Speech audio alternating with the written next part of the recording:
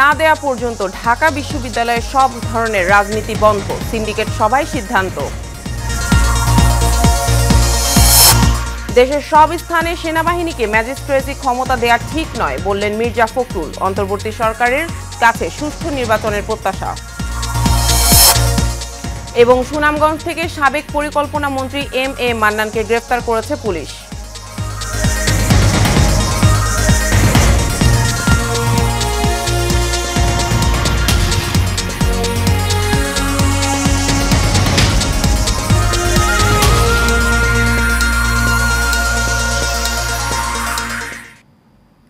স্বাগত এশিয়ান নিউজের সাথে আছি মিশিকা জাহান মিলা। এতক্ষণ শুনছিলেন বিআরবি কেবল ইন্ডাস্ট্রিজ লিমিটেড সংবাদ শিরোনাম, এবার বিস্তারিত। ঢাকা বিশ্ববিদ্যালয় ক্যাম্পাসে পরবর্তী নির্দেশ না দেওয়া পর্যন্ত সব ধরনের রাজনীতি বন্ধ ঘোষণা করা হয়েছে। রাতে ঢাবির প্রশাসনিক ভবনে উপাচার্য লাউঞ্জে অনুষ্ঠিত জরুরি সিন্ডিকেটে এই সিদ্ধান্ত নেওয়া হয়। কয়েকজন সিন্ডিকেট সদস্য গণমাধ্যমকে বলেন, মিটিংয়ে ক্যাম্পাসের ভেতরে পরবর্তী নির্দেশনা না দেওয়া পর্যন্ত ছাত্র, শিক্ষক, কর্মকর্তা, কর্মচারীদের সকল প্রকার রাজনীতি নিষিদ্ধ করা হয়েছে। এর আগে জরুরি সিন্ডিকেট সভাটি সন্ধ্যা ৭টা থেকে রাত 8:45 পর্যন্ত চলে। সবাই সিন্ডিকেটের 17 জন সদস্যের মধ্যে 15 জন অংশ নেন। এদিকে বৈষম্যবিরোধী ছাত্র আন্দোলনের অন্যতম সমন্বয়ক সার্জিস আলম ফেসবুকে লিখেছেন, ঢাকা বিশ্ববিদ্যালয়ের সব প্রকার রাজনীতি বন্ধের সিদ্ধান্ত। নতুন এক বাংলাদেশ সৃষ্টির অগ্রযাত্রা শুরু হোক আজ থেকে।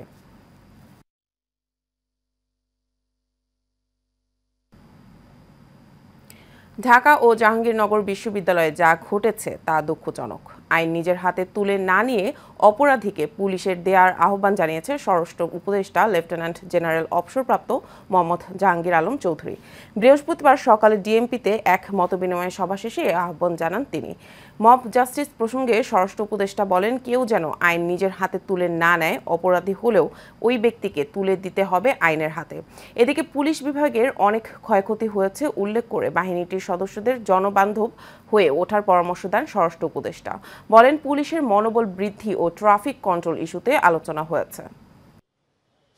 জনবান্ধব পুলিশ এটা যেন বাস্তবে হয়, এটা যেন কোনো কাগজ কলমে না থাকে, এইটার সম্বন্ধে আমি তাদের বলছি।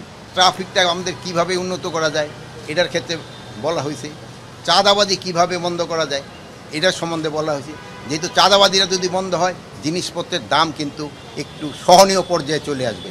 এই চাঁদাবাজি যেন না হয়, প্লাসে যে ঘুষ এবং দুর্নীতিতে পুরা আমাদের সমাজটাকেই গ্রাস করে নিচ্ছে, এটারে কিভাবে বন্ধ করা যায় এইগুলি সম্বন্ধে তাদের সাথে আলোচনা হয়েছে। দেশের সব স্থানে সেনাবাহিনীকে ম্যাজিস্ট্রেসি ক্ষমতা দেওয়া সঠিক নয় বলে মন্তব্য করেছেন বিএনপি মহাসচিব মির্জা ফখরুল ইসলাম আলমগীর। যে সমস্ত এলাকা নিয়ন্ত্রণের বাইরে চলে গেছে সেখানেই এই ক্ষমতা প্রয়োগ করা উচিত উল্লেখ করে বিষয়টি পুনর্বিবেচনা করার আহ্বান জানান তিনি। বৃহস্পতিবার সকালে ঠাকুরগাঁও প্রেস ক্লাবে ছাত্র জনতার আন্দোলনে নিহতর পরিবার ও আহতদের সাথে সাক্ষাৎ এবং আর্থিক সহযোগিতা করার সময় এসব কথা বলেন বিএনপি মহাসচিব মির্জা ফখরুল ইসলাম আলমগীর। বিস্তারিত মন্ডল লেমনের রিপোর্টে।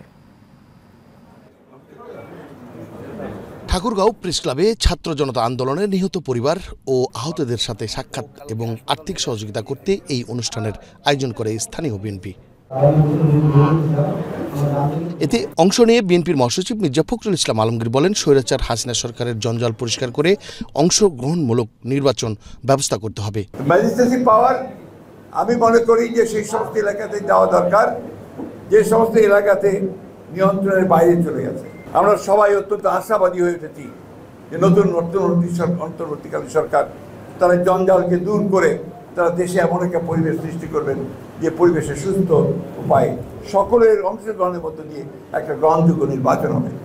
পরে দলের পক্ষ থেকে ছাত্র জনতা আন্দোলনে নিহত 4 জনের পরিবার এবং আহত 43 জনের হাতে নগদ অর্থ তুলে দেন বিএনপির মহাসচিব মির্জা ফখরুল ইসলাম আলমগীর। মন্ডলের নাম এশিয়ান টেলিভিশন। বাংলাদেশকে বিদ্যুৎ, জ্বালানি, স্বাস্থ্য এবং বাজেট সাপোর্ট হিসেবে ঋণ দেওয়ার কথা জানিয়েছেন অর্থ উপদেষ্টা ডক্টর সালেহ উদ্দিন আহমেদ। বিশ্বব্যাংকের দক্ষিণ এশিয়ার আঞ্চলিক ভাইস প্রেসিডেন্ট মার্টিন ব্রেইজারের সাথে বৈঠক শেষে একথা বলেন তিনি।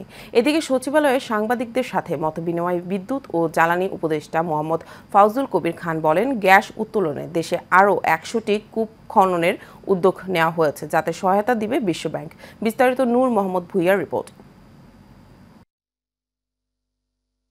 সচিবালয় নিজ দফতরে বিশ্বব্যাংকের দক্ষিণ এশিয়ার আঞ্চলিক ভাইস প্রেসিডেন্ট মার্টিন রেজার সাথে বৈঠক করেন অর্থ উপদেষ্টা ডক্টর সালাউদ্দিন আহমেদ।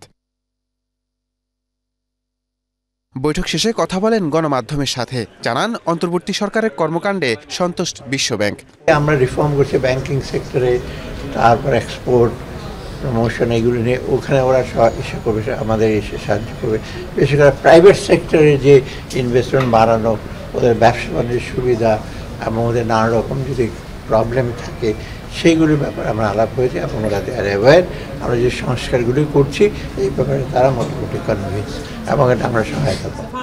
এদিকে বিদ্যুৎ ও জ্বালানি উপদেষ্টা মোহাম্মদ ফাজুল কবির খান বলেন, বিদ্যুৎ সেবা বাড়াতে বিদ্যুৎ খাতে বিশ্বব্যাংকের কাছে $1 বিলিয়ন সহায়তা চাওয়া হবে।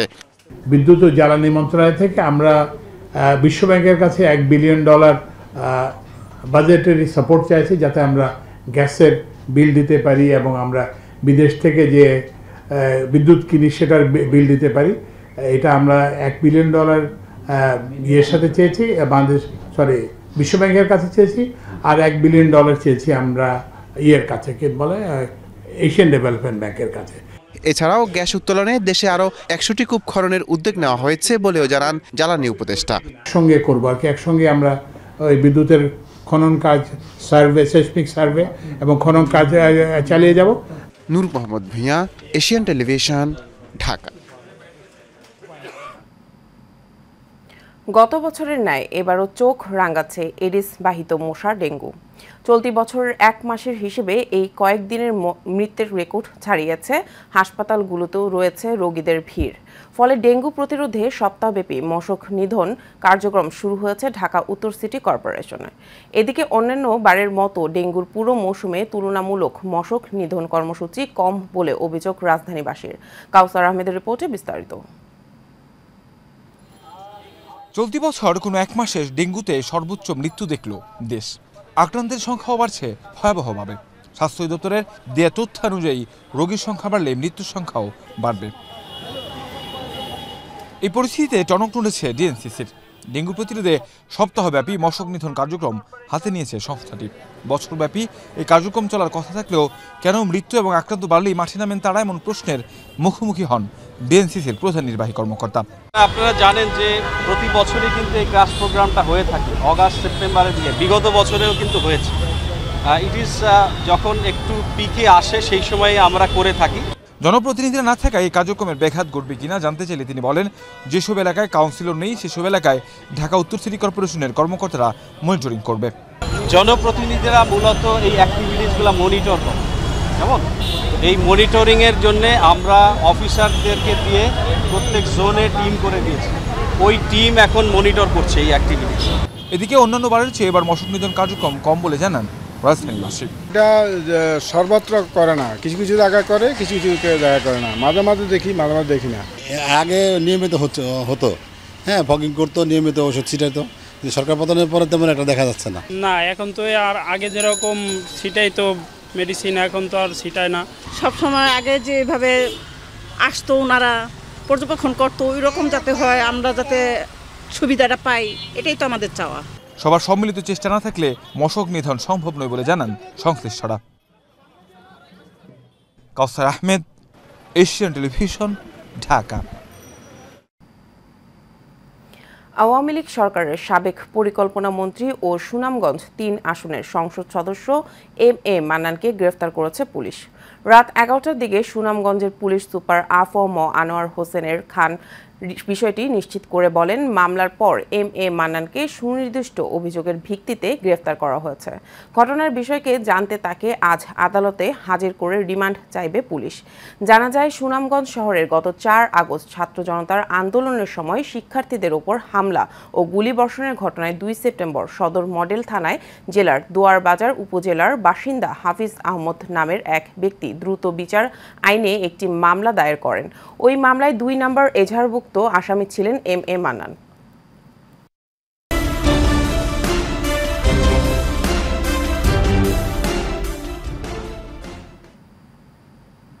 নরসিংদীর রায়পুরায় শ্রীরামপুর বাজারের বিসমিল্লা বেকারির নানা অনিয়মের অভিযোগে মালিক মোহাম্মদ জাকির হোসেনকে 20,000 অর্থদণ্ড প্রদান সহ বেকারিটি সিলগালা করেছেন ভ্রাম্যমাণ আদালত। নির্বাহী ম্যাজিস্ট্রেট ও উপজেলা নির্বাহী অফিসার মোহাম্মদ ইকবাল হাসান এই অভিযান পরিচালনা করেন। এ সময় স্যানিটারি ইন্সপেক্টর গোলাম মোস্তফা, রায়পুরা থানার এসআই রাকিবুল সাথে ছিলেন। উপজেলা নির্বাহী অফিসার মোহাম্মদ ইকবাল হাসান জানান, বেকারিটির প্রয়োজনীয় কাগজপত্র এবং এর উৎপাদিত মালামাল কোয়ালিটিপূর্ণ না থাকায় সিলগালা করা হয়েছে।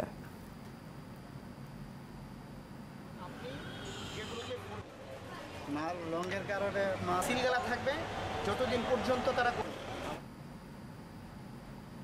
ব্রাহ্মণবাড়িয়ার আখাউড়া বাজার ও বাইপাস এলাকায় রেলের জায়গায় অর্ধশতাধিক অবৈধ স্থাপনা উচ্ছেদে অভিযান পরিচালনা করেছে রেলওয়ে ভ্রাম্যমাণ আদালত। অভিযানে রেলওয়ের জায়গায় অবৈধ অন্তত 50টি স্থাপনা উচ্ছেদ করা হয়। এর মধ্যে রয়েছে সড়ক বাজার এলাকায় ফলের দোকান ও বাইপাস সড়কের পাশে মুদি ও কনফেকশনারি দোকান। অভিযানের নেতৃত্ব দেন আখাউড়া সহকারী কমিশনার ভূমি ও নির্বাহী ম্যাজিস্ট্রেট মোহাম্মদ সজীব মিয়া। এ সময় উপস্থিত ছিলেন সহকারী ভূমি কর্মকর্তা মোহাম্মদ আসাদুজ্জামান সহ অনেকে।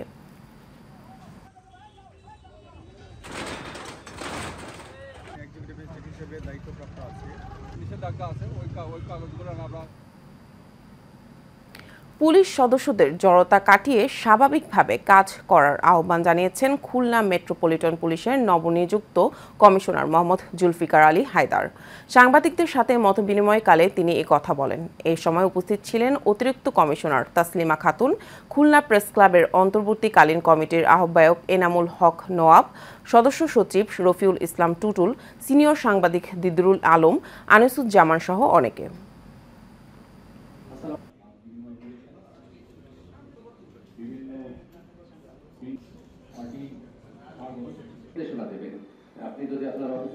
ছিল যে বিষয়গুলো সামনের দিকে আমাদের। ঝালকাঠির নলসিটিতে প্রাথমিক বিদ্যালয়ের শিক্ষকদের সাথে মত বিনিময় সভা করেছেন জেলা প্রশাসক আশরাফুর রহমান। দুপুরে উপজেলা পরিষদ অডিটোরিয়ামে এই মতবিনিময় সভার আয়োজন করা হয়। এ সময় বক্তব্য রাখেন অতিরিক্ত জেলা প্রশাসক মোহাম্মদ রুহুল আমিন, নলসিটি উপজেলা নির্বাহী কর্মকর্তা মোহাম্মদ নজরুল ইসলাম সহ অনেকে।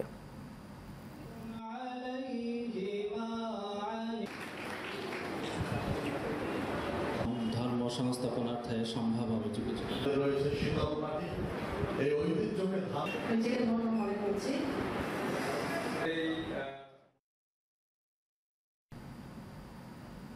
ময়মনসিংহের গফরগাঁওয়ে বাংলাদেশ জমিয়তে উলামায়ে ইসলামের বৈষম্যহীন রাষ্ট্র সংস্কার ও সকল গণহত্যার বিচারের দাবিতে সমাবেশ হয়েছে। উপজেলার মিনি স্টেডিয়ামে আয়োজিত সমাবেশে এতে প্রধান অতিথির বক্তব্য রাখেন বাংলাদেশ জমিয়তে উলামা ইসলামের সিনিয়র সহসভাপতি মাওলানা ওবায়দুল্লাহ ফারুক কাশিমি। বিশেষ অতিথি ছিলেন মহাসচিব মাওলানা মঞ্জুরুল ইসলাম আফেন্দি। মুফতি মঈন উদ্দিন আল হাবিবের সভাপতিত্বে সঞ্চালনা করেন যুব জমিয়ত বাংলাদেশের সাধারণ সম্পাদক মাওলানা ইসহাক কামাল।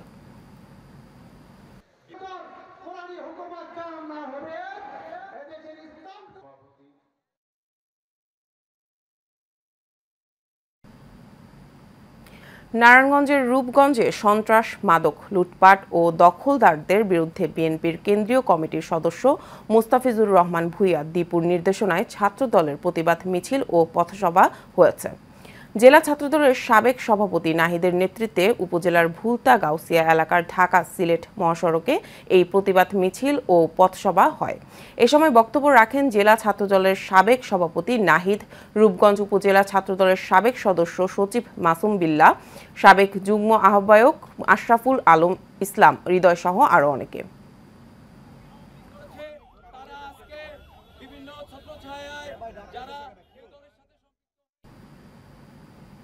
নারায়ণগঞ্জ জেলা ও জেলার অধীনস্থ উপজেলা, পৌরসভা ও ওয়ার্ড ছাত্রদলের সকল কমিটি বিলুপ্ত ঘোষণা করায় নারায়ণগঞ্জের রূপগঞ্জে ছাত্রদল নেতাকর্মীদের আনন্দ মিছিল অনুষ্ঠিত হয়েছে।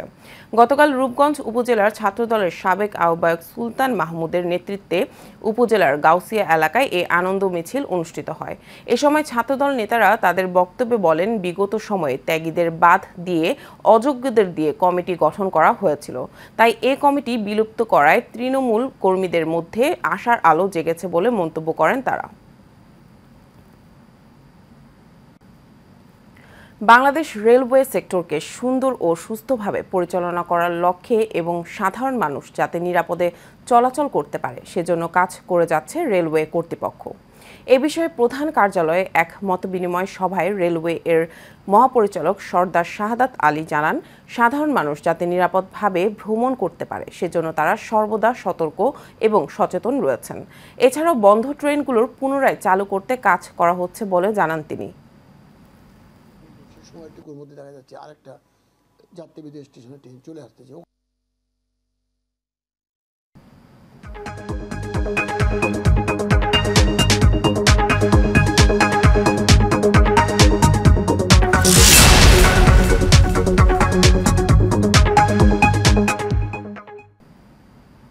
এবার এক্সিম ব্যাংক বাণিজ্য সংবাদ।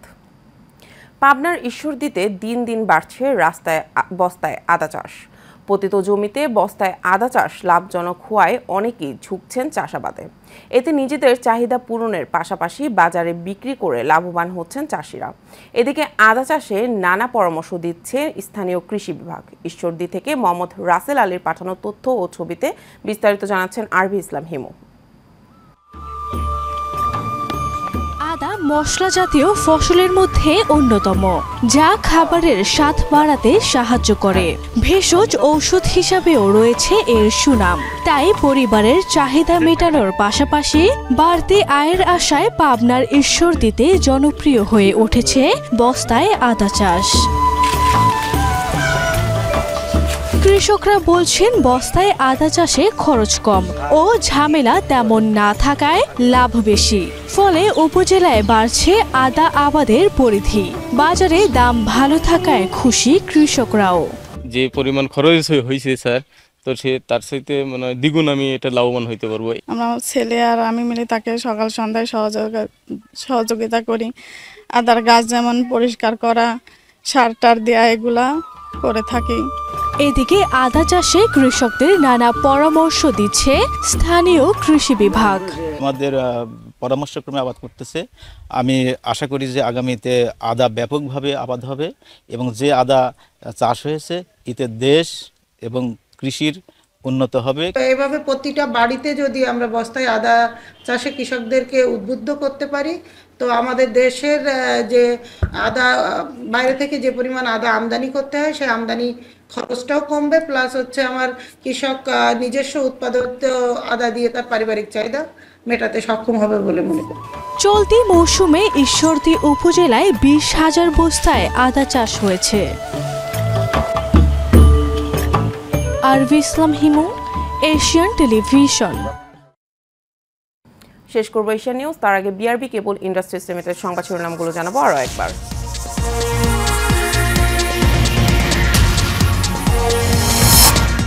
পরবর্তী নির্দেশ না দেওয়া পর্যন্ত ঢাকা বিশ্ববিদ্যালয়ের সব ধরনের রাজনীতি বন্ধ, সিন্ডিকেট সভায় সিদ্ধান্ত। দেশের সব স্থানে সেনাবাহিনীকে ম্যাজিস্ট্রেসি ক্ষমতা দেওয়া ঠিক নয় বললেন মির্জা ফখরুল। অন্তর্বর্তী সরকারের কাছে সুষ্ঠু নির্বাচনের প্রত্যাশা। এবং সুনামগঞ্জ থেকে সাবেক পরিকল্পনা মন্ত্রী এম.এ. মান্নানকে গ্রেফতার করেছে পুলিশ।